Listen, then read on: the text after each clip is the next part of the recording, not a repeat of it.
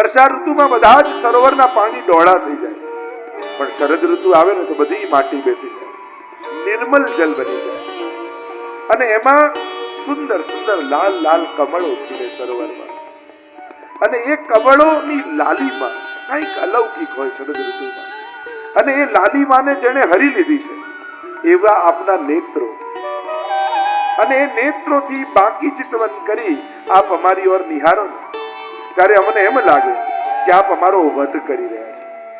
પછી એ નેત્ર નેત્ર ન લાગે, એ આપની દ્રષ્ટિ આપના બાણ લાગે. કમલ સી અખિયા લાલ તિહારી, 300 તક તક તીર ચલાવત બેંધત છતિયા અમારી. જાણે નેત્રોથી આ બાણ ચલાવી અમારા હૃદયને વીંધતા હોય ને એવું લાગે. એ સુરતનાથ મહાપ્રભુજી આજ્ઞા કરે સુબોધનીમાં સુરતનાથ સંબોધન કર્યું, અને જે વસ્તુની આકાંક્ષા હોય ને એ વસ્તુનું સંબોધન કરીને પ્રભુને બોલાવે. એટલે જ આપણે ત્યાં જે મનોરથ હોય એવી જય બોલીએ ને. દાનનો મનોરથ કર્યો હોય તો દાન બિહારી લાલ કી જય, ખેલનો મનોરથ કર્યો હોય તો હોરી કે રસિયા કી જય. જે મનમાં મનોરથ એવો સંબોધન, એવી જય ઘોષ. તો ગોપીઓએ સુરતનાથ પ્રભુને કહે.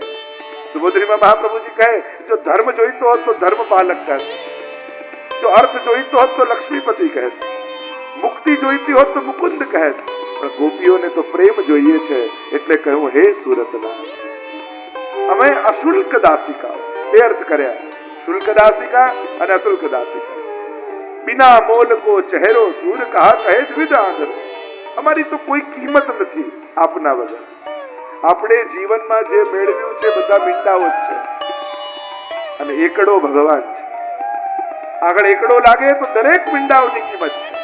એકડો હટી જાય તો ગુણાકાર વત્તાકાર ભાગાકાર કઈ બી કરો, એ મીંડું ને મીંડું જ નહીં. જીવનમાં જે ભેગું કર્યું બધા જ મીંડા, જો પ્રભુને સેવામાં ઉપયોગ થાય તો આગળ એકડો લાગ્યો એમ માનવું.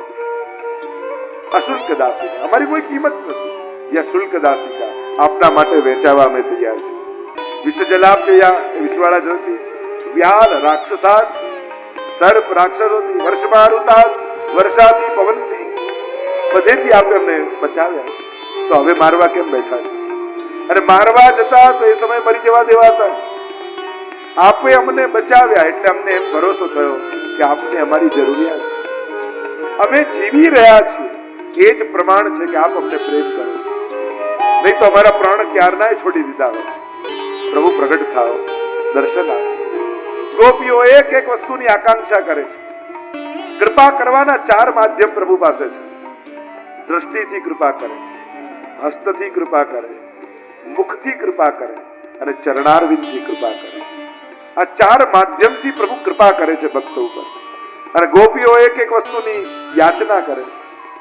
પ્રભુ આપ કૃપાળુ છો, આપનું એક કરગ્રહમ, કરકમલ અમારા મસ્તક પર પધરાવો. શ્રી કરગ્રહમ જે લક્ષ્મીજીએ ગ્રહણ કર્યો છે એ કરકમલ અમારા માથે પધરાવો. કારણ કે આપનો કરકમલ એ નિર્ભયતાને આપનારો છે, અભયતાને આપનારો છે. સંસાર જેનાથી પોતાને સુરક્ષિત માને છે ને, અમને એનો જ ડર લાગે છે. આપણા જીવનમાં બધું ગોઠવાઈ જાય ને, બધું ધન ગોઠવાઈ ગયું, સજ્જનો ગોઠવાઈ ગયા, ઘર બંધાઈ ગયું, આપણને લાગે બસ હવે આપણે સેફ છીએ. અને ભક્તોને એનો જ ડર લાગે કે સંસાર આટલું અનુકૂળ થઈ ગયું, ક્યાંક મારું મન સંસારમાં ન જતું. જેમ કોઈ કન્યા 12મું પાસ કરીને કોલેજમાં જતી હોય પહેલી વાર, ત્યારે પહેલો દિવસ કોલેજ નો હોય એટલે એમ કે પપ્પા તમે મૂકવા આવો ને, મમ્મી તમે મૂકવા આવો ને, બેનપણીઓને કે આપણે બધા ભેગા જઈશું. બધા હોય તો આપણને સુરક્ષા લાગે. પણ 1 વર્ષ કોલેજમાં થયો ને એને કોઈની જોડે પ્રેમ થઈ ગયો તો એને એમ થાય કે આજે પપ્પા ભેગા ના આવે તો સારું, આજે મમ્મી ભેગી ના આવે તો સારું.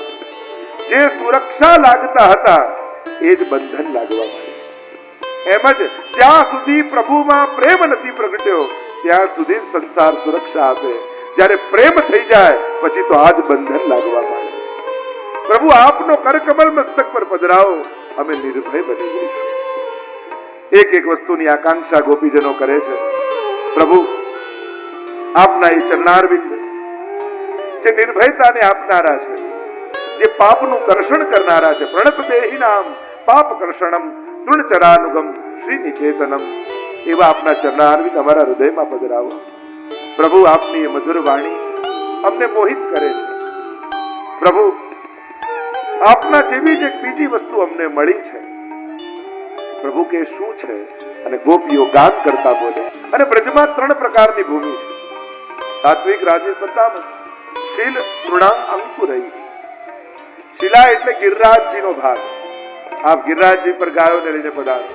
તૃણ એટલે વૃંદાવન. અંકુરઈ, દર્ભના અંકુરો યમુનાજીના તટ ઉપર હોય અને યમુનાજીનો તટ. આ ત્રણેય જગ્યાએ ગૌચરણ કરવા પધારો. ખુલ્લા ચરણારવિંદથી પધારો અને આપના ચરણોમાં કાંટા ને કાંકરા વાગતા હોય. પ્રભુ આપના તો ચરણમાં વાગે, પણ આપના ચરણ અમે અમારા હૃદયમાં પધરાયા છે. અમારા તો હૃદયમાં વાગે. આપનો નાનો પણ શ્રમ અમારા માટે બહુ મોટું દુઃખ છે. અમારા જીવનમાં સંસારના આવતા દુઃખ અમને દુઃખ નથી લાગતા, અમને સ્પર્શતાય નથી, અમને અડતાય નથી. પણ આપને જો નાનો એ શ્રમ પડે ને તો અમારા માટે દુનિયાનું સૌથી મોટું દુઃખ આવ્યું એવું લાગે. આપણે તો વાર્તામાં આવે ને, ગુસાઈજી આજ તો સંસ્કાર આપણને આપ્યા. રાજભોગનો મહાપ્રસાદ લેવા ગુસાઈજી બિરાજમાન થયા અને જ્યાં ભાજી લીધી મુખમાં પધરાવી અને કાંકરી આવી. અને જ્યાં કાંકરી મુખમાં આવી આંખમાંથી ચોધાર આંસુ પડવા લાગ્યા. અરે ઠાકોરજીને કેવો શ્રમ પડ્યો છે રાજભોગમાં. અમે સેવા કરવાને લાયક નથી. પ્રભુની સેવાનું આટલું ધ્યાન ન રાખી શક્યા કે રાજભોગમાં કાંકરી આવી ભાજી. સેવા કરવાને અમે લાયક નથી. હમણાં હું સંન્યાસ લઈ લઉં છું એવી જાહેરાત ગુસાઈજી કરી. કહ્યું કે હમણાં જ મારા ભગવા રંગાવી દો કપડા, હું સંન્યાસ લઈને ઘર છોડીને નીકળી જાઉં. બાકી પ્રભુના સુખનો વિચાર ન કરી શકું તો મને સેવા કરવાનો અધિકાર નથી. અને ઘરમાં બધા ચિંતામાં પડી ગયા. જો ગુસાઈજી સંન્યાસ લઈ લે તો પ્રભુના સુખનો વિચાર કોણ કરે? એમના જેવી તત્સુખની ભાવના કોની અંદર છે? બધા ખૂબ મનાવે પણ ગુસાઈજી માનવા તૈયાર નથી. અમે આટલું સુખનો વિચાર ન કરી શક્યા.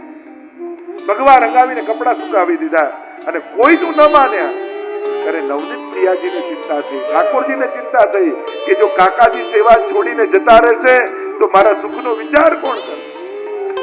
એમે કરીને માનતા નથી એટલે યુક્તિ કરી નવનીત પ્રિયાજી. ઠાકોરજી પોતાનો વાઘો હતો ને એને પણ ભગવા રંગનો રંગી ગુસાઈજીના વસ્ત્રોની બાજુમાં સૂકવી દીધો. અને ગુસાઈજી જ્યાં ભગવા રંગના વસ્ત્રો લેવા આવ્યા જુએ તો નવનીતલાલનો પણ વાઘો સૂકવાય છે. ત્યારે પૂછ્યું આ શું?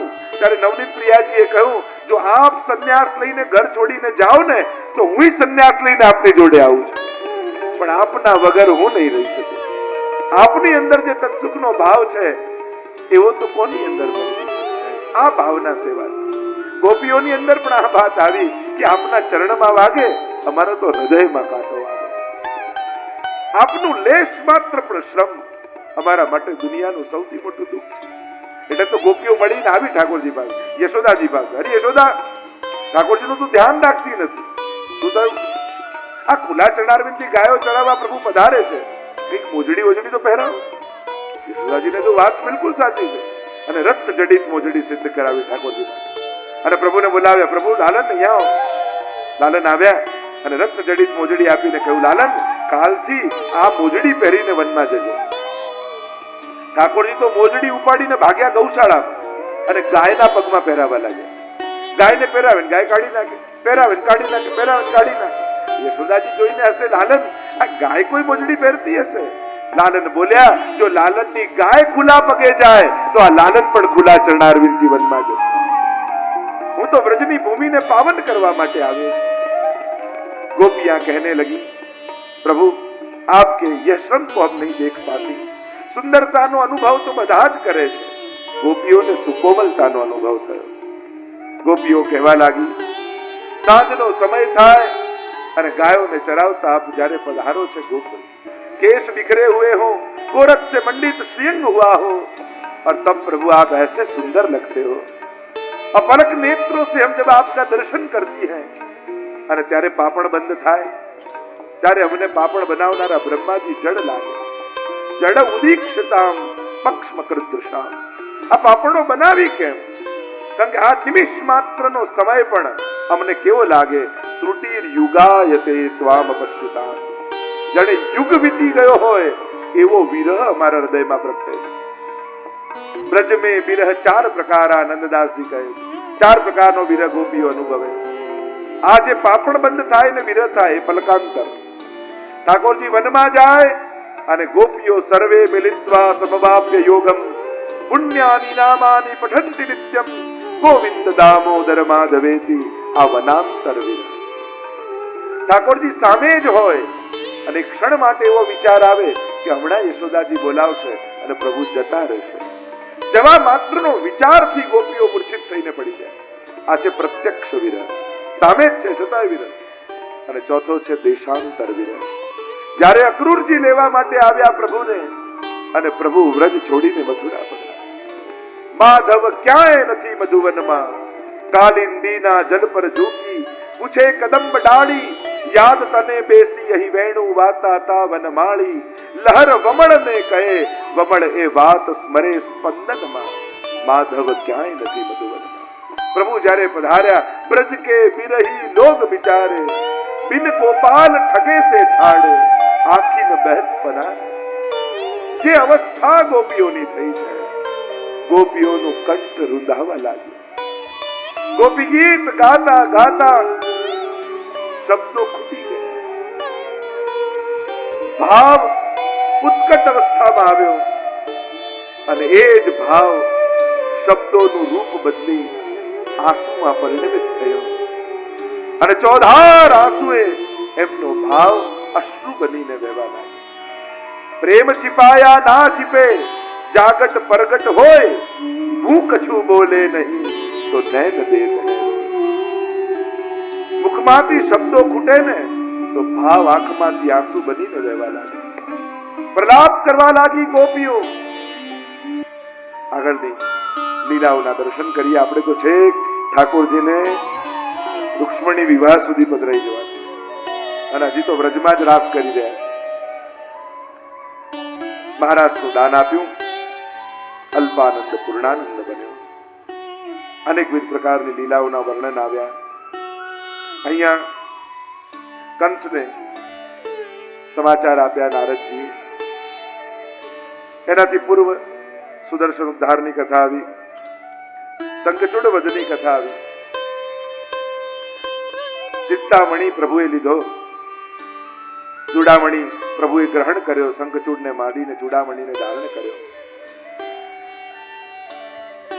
યુગલ ગીતની કથા આવી. જેમ વેણુ ગીત, પછી ગોપી ગીત, રસબીજમ વેણુ ગીતમ, ગોપિકા ગીત વૃક્ષકમ, સુફલમ યુગ્મ ગીતમ. વેણુ ગીત એ સગાઈનું ગીત છે અને યુગલ ગીત એ વિવાહનું ગીત. સાધકનું ગીત સિદ્ધાનું ગીત. કારણ કે વેણુ ગીત ગાયેલી ગોપીઓએ રાસનો અનુભવ નતો કર્યો, પણ યુગલ ગીતમાં તો ગોપીઓએ રાસનો અનુભવ કર્યો. વેણુ ગીતની લીલા એ નિત્યની લીલા છે, યુગલ ગીતની કથા એ વર્ષોત્સવની લીલા. आओ एक श्लोक का गान करके